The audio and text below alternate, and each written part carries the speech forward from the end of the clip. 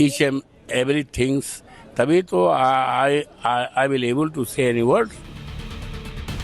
जिस पार्टी के नेता पर इतने संगीन आरोप लगे हों और जिसने पार्टी के नेताओं को कहीं मुंह दिखाने लायक नहीं छोड़ा, उसके गुनाह पर मासूमियत का पर्दा डालने का ये सिलसिला यही नहीं रुका।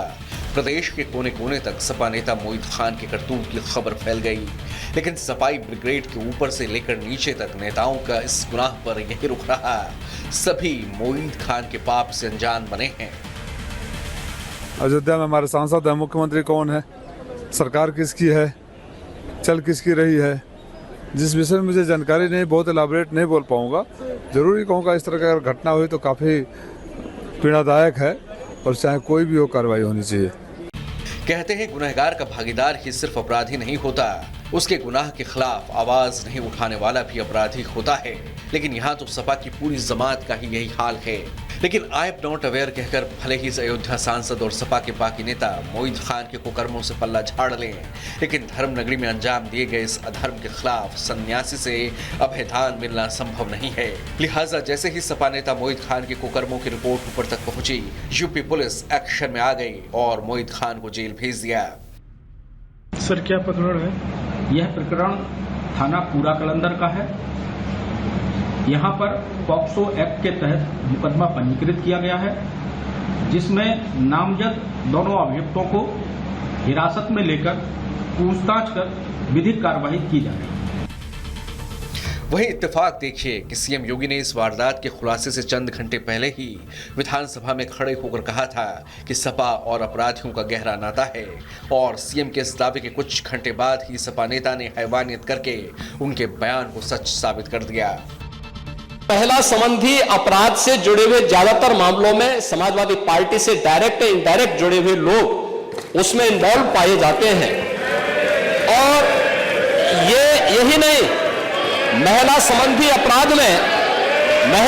अपराध में ये उस पीढ़ी का प्रतिनिधित्व करते हैं। हालांकि सीएम योगी ने सदन में ये कटाक्ष सपा विधायक रहे इरफान सोलंकी का जिक्र करते हुए किया था, जो कानपुर में दंगा भड़काने का आरोपी है। लेकिन भदरसा कस्बे का सपा नगर अध्यक्ष मोहित खान तो 2 कदम और आगे ही निकल गया।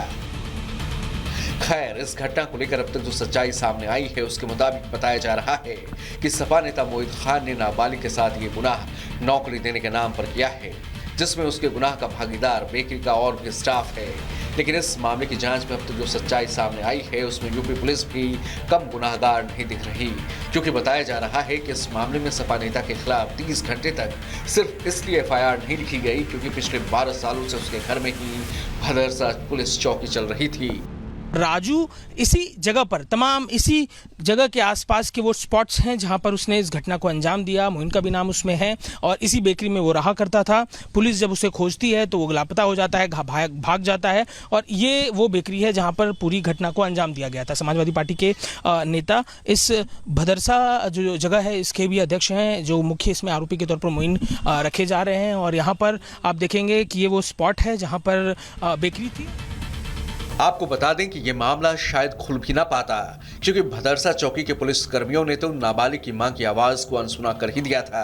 लेकिन जैसे तैसे पीड़ित परिवार पूरा कलंदर थाने पहुंचा, जहां के एसएचओ ने मामले की गंभीरता को देखते हुए फौरन इस मामले में एफआईआर दर्ज कर ली। जिसके बाद जैसे ही इस अन्याय की भनक अयोध्या के हिंदूवादी संगठनों को हुई, निषाद पार्टी और हिंदू संगठन के लोग इंसाफ के लिए सड़कों पर उतर आए। फिर आगे जो हुआ उसका देश साक्षी है।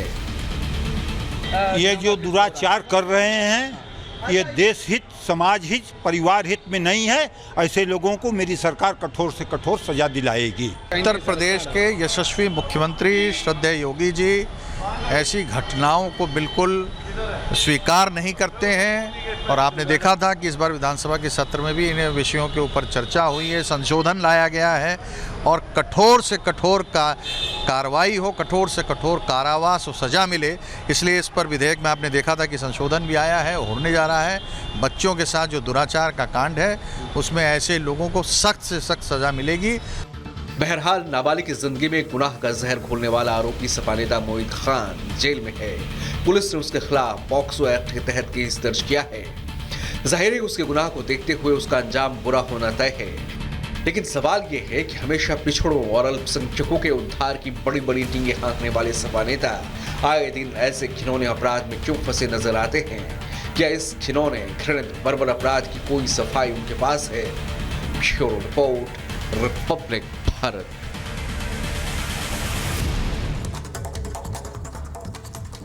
चलिए आगे बढ़ते हैं और अब बात कर लेते हैं पूजा खेडकर की। पूजा खेडकर को एक और बड़ा झटका लगा है। यूपीएससी ने पूजा खेडकर की नौकरी रद्द कर दी है और इसी के साथ ही अब पूजा खेडकर यूपीएससी की किसी भी परीक्षा में शामिल नहीं हो पाएंगी। आखिर यूपीएससी की तरफ से इतना बड़ा कदम क्यों उठाया गया है, रिपोर्ट के जरिए दिखाते हैं।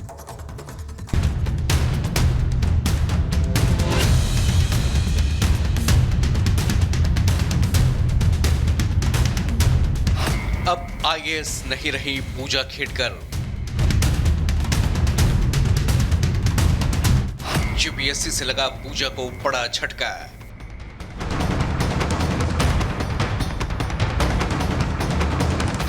यूपीएससी की कोई परीक्षा नहीं दे पाएंगी पूजा। यूपीएससी ने किया पूजा का खेल खलास। ट्रेनी आईएएस पूजा खेडकर अब अफसर नहीं रहेंगी। यूपीएससी ने पूजा को नियमों के उल्लंघन करने का दोषी मानते हुए उनका सिलेक्शन रद्द कर दिया है। साथ ही ये फैसला भी लिया है कि पूजा भविष्य में भी यूपीएससी के तहत आने वाली कोई भी परीक्षा नहीं दे पाएंगी। हालांकि संघ लोक सेवा आयोग ने पहले ही कार्रवाई के संकेत देते हुए कह दिया था कि अगर पूजा खेडकर पर लगाए गए आरोप सही पाए जाते हैं तो यूपीएससी उनके खिलाफ सख्त एक्शन लेगा। यूपीएससी ने बाकायदा उन पर लगे आरोपों के बाद उन्हें इस बारे में कारण बताओ नोटिस भी जारी किया था। यूपीएससी ने उनसे नोटिस पर सवाल पूछा था कि क्यों न उनकी सिविल सेवा परीक्षा 2022 की उम्मीदवारी को रद्द कर दिया जाए। लेकिन जानकारी के मुताबिक यूपीएससी के किसी सवाल का जवाब पूजा ने नहीं दिया। आपको बता दें कि पूजा पर उम्र छिपाने, माता पिता की गलत जानकारी देने, पहचान बदलकर सीमा से ज्यादा बार परीक्षा देने और फर्जी दस्तावेजों का सहारा लेने के आरोप थे। यूपीएससी ने पूजा पर लगाए गए आरोपों का जवाब देने के लिए 2 बार समय दिया, लेकिन पूजा खेडकर ने कोई जवाब नहीं दिया, जिसके बाद यूपीएससी ने पूजा खेडकर को सीएसई 2022 के नियमों के उल्लंघन का दोषी ठहराते हुए अब उनकी उम्मीदवारी रद्द कर दी है। लेकिन इसके बावजूद पूजा फिलहाल मुसीबतों से निकलती नहीं दिखाई दे रही, क्योंकि यूपीएससी की दिल्ली पुलिस को दी गई शिकायत की जांच अभी चल ही रही है और इस मामले में 2 अगस्त को पटियाला कोर्ट पूजा खेडकर की अग्रिम जमानत पर फैसला भी सुनाने वाला है। दिल्ली पुलिस इस मामले में पूजा खेडकर की जमानत के विरोध में है। पुलिस ने कोर्ट में दलील देते हुए कहा है कि दिल्ली पुलिस अभी पूजा खेडकर की जांच कर रही है। पूजा का रवैया सहयोग करने वाला नहीं है। कोर्ट ने अगर पूजा खेडकर को अग्रिम जमानत दे दी तो वो जांच में बिल्कुल सहयोग नहीं करेंगी। जाहिर है धोखाधड़ी से हासिल सफलता सिर पर नशे की तरह अटैक करती है। खासकर पूजा खेडकर के मामले में ये पूरे देश ने देखा और अब जिस तरह से पूजा पर इस मामले में कानूनी शिकंजा कस रहा है उससे साफ है कि आगे यूपीएससी जैसी परीक्षा में फर्जीवाड़ा करने की हिम्मत अब दोबारा शायद ही कोई करेगा। Bureau report, Republic Bharat. और चलिए आगे बढ़ते हैं। अब आपको मेरठ की तस्वीरें दिखाते हैं, जहां लगातार कांवड़िए यात्रा पूरी कर रहे हैं, उन पर पुष्प वर्षा की गई है। सावन का ये महीना जब बड़ी संख्या में शिव जी की आराधना करते हैं।